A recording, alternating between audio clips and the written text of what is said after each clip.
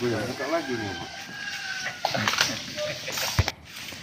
3 polisi gugur ditembak prajurit TNI saat menggerebek praktik perjudian sabung ayam. Apa yang harus dilakukan pemerintah agar sinergitas TNI dan Polri bukan sekedar slogan belaka? Kita bahas malam hari ini bersama Halili Hasan, Direktur Eksekutif Setara Institut. Malam, Pak Halili. Selamat malam, Pak Andri. Iya, Pak Halili, jadi sampai sekarang, sampai sejauh ini, apa yang dilihat dari Setara merespons soal penembakan polisi saat menggerebek judi sabung ayam oleh TNI? Pertama, saya kira yang mesti kita pahami dulu bahwa kasus ini bukan pertama dan kita berharap ini yang terakhir. Ini bukan satu-satunya. Kita Setara Institut melakukan pencatatan atas begitu banyak kekerasan, konflik, ketegangan antara TNI dan Polri. Dan dalam satu dekade terakhir sampai 2024 ya, dari tahun 2014 sampai 2024 kami mencatat ada 37 kasus ya, yang itu sebenarnya kalau kita cek sampai awal tahun 2025 ada update paling tidak ada 2 kekerasan terbuka kan. Yang pertama penyerangan Mapolres Tarakan ya beberapa hari yang lalu, tepatnya tanggal 24 Februari ya 2025, dan kasus penembakan di Waikambas yang kemarin terjadi kemarin sore gitu ya. Dan ini menurut saya satu hal yang patut dicermati oleh pemerintah dalam konteks ini sebagai representasi negara untuk mengatasi secara tuntas kasus-kasus semacam ini. Satu, yang kedua kita harus memastikan bahwa ada proses penegakan hukum yang adil. Proses penegakan hukum yang adil itu tentu saja dengan memberikan penekanan, yaitu bahwa prajurit yang melakukan tindakan pidana umum seperti ini harus tunduk pada kekuasaan peradilan sipil, peradilan militer gitu.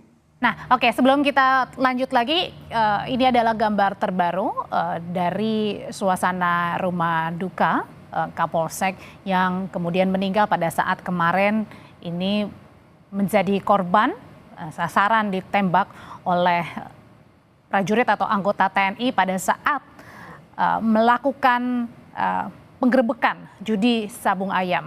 Nah, kembali lagi ke Pak Halili. Pak Halili, kalau tadi dibilang ada yang berulang, terakhir ada penyerangan di Tarakan juga ya, di mana ada beberapa oknum anggota TNI yang kemudian menggerebek juga Polres ya, atau Polsek di sana begitu. Nah, pertanyaannya ini kenapa hal ini berulang kerap terjadi antara TNI dan Polri? Padahal kalau dari Panglima maupun dari Kapolri selalu menyatakan bahwa kita bekerja sama, Polri dan TNI guyup begitu.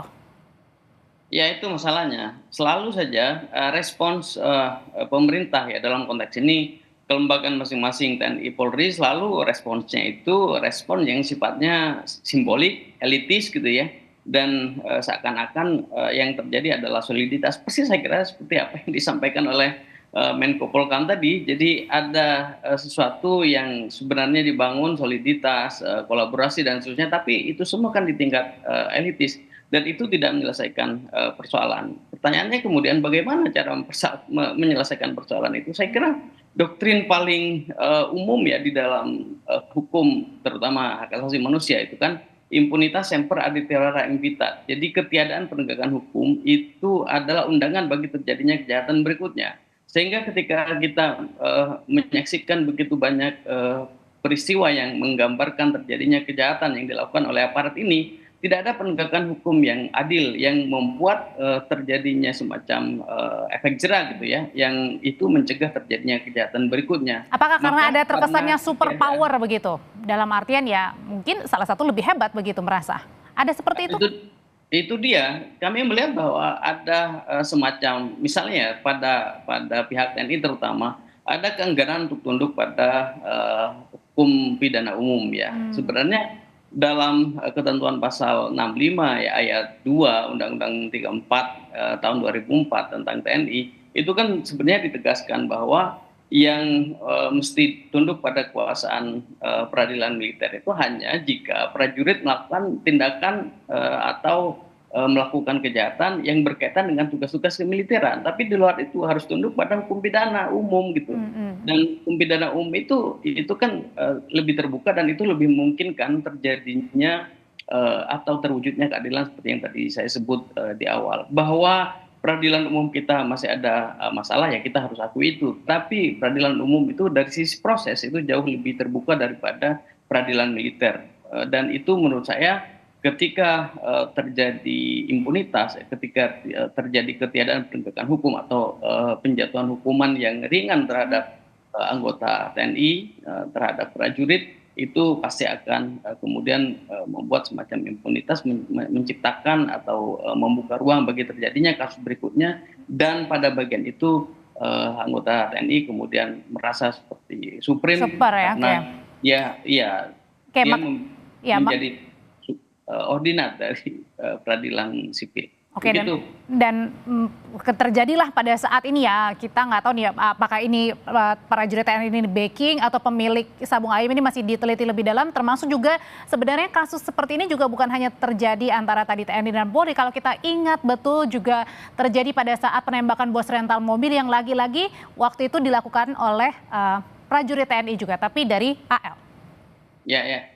Jadi memang studi kami menunjukkan bahwa memang ada proses penjatuhan sanksi atau hukuman yang ringan ya terhadap militer yang terlibat dalam begitu banyak kasus kejahatan. Misalnya ketika terjadi penembakan extrajudicial killing, pembunuhan extrajudicial terhadap pendeta Yeremia misalnya di Papua, itu kan ringan sekali hukumannya, hanya dikenakan masing-masing itu 3 pelaku penganiayaan dan penembakan itu masing-masing hanya 1 tahun penjara, dan itu tentu saja di satu sisi mencederai keadilan ya bagi publik, tapi di sisi yang lain itu menciptakan perasaan supreme ya pada aparat negara TNI dalam hal ini yang melakukan tindakan kejahatan itu.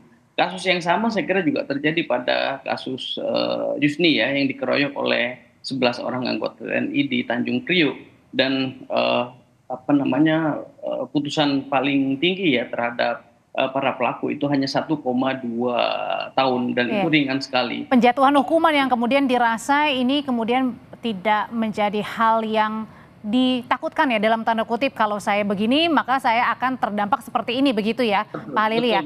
Betul, padahal kan kejahatan yang dilakukan, tindak pidana yang dilakukan itu tindak pidana yang sama sekali tidak berhubungan dengan tugas-tugas kemiliteran, penganiayaan, pembunuhan, ketersinggungan secara pribadi itu kan nggak ada hubungannya dengan tugas-tugas kemiliteran gitu.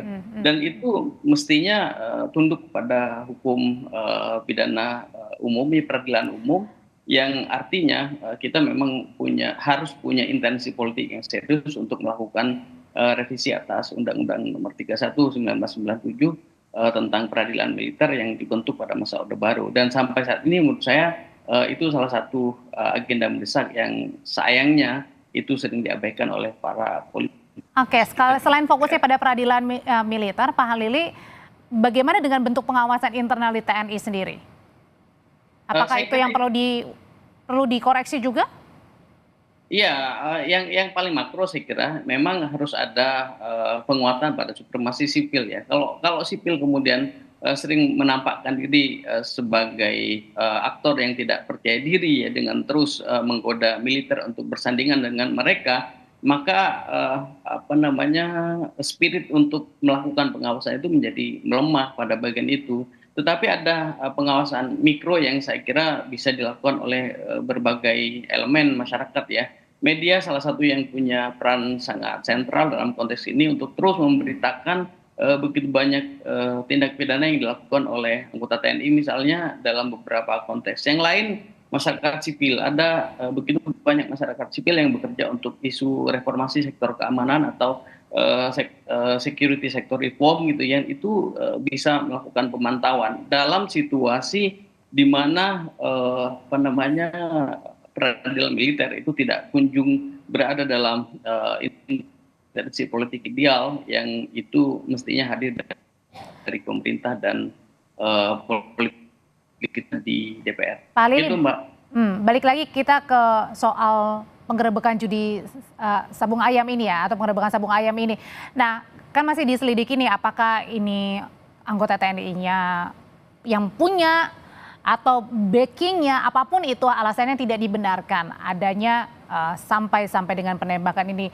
Kalau gitu apa yang harus dilihat dari sisinya? Backing pemilik itu juga tidak dibenarkan, apalagi menembak juga sangat-sangat tidak dibenarkan. Apa yang harus dilihat dari kejadian ini? Ya, ini kita harus lihat dari cara pandang helikopter ya. Kalau kita melihat helikopter view yang lebih umum di atas, kita bisa lihat bahwa kasus ini bukan satu-satunya. Backing aparat melakukan backing atau memiliki bisnis ilegal itu sesuatu yang bukan kali ini aja kita saksikan. Ya, kita tidak tahu secara spesifik bagaimana nanti aparatur negara dalam konteks ini penegak hukum itu membuktikan keterlibatan L2L dan Kopka B ya, yang tadi disebut ya, Lubis dan Basara itu. Apakah dia menjadi backing atau memiliki bisnis Pemilik ya? Ya, dia menjadi pemilik. Jadi mau jadi pemilik atau menjadi backing itu kan sesuatu yang selama ini sudah berkali-kali diberikan sinyalemen oleh publik, oleh penantang, oleh masyarakat sipil bahwa aparatur negara dalam konteks ini mereka yang memegang senjata termasuk TNI dan Polri itu sering terlibat dalam bisnis ilegal, baik mereka sebagai pemilik maupun sebagai begitu, Mbak. Oke, Pak Halili Hasan, Direktur Eksekutif Setara Institut, terima kasih sudah berbagi perspektifnya dalam kasus penggerebekan judi sabung ayam yang akhirnya menewaskan 3 anggota Polri. Sama-sama, Mbak Audrey.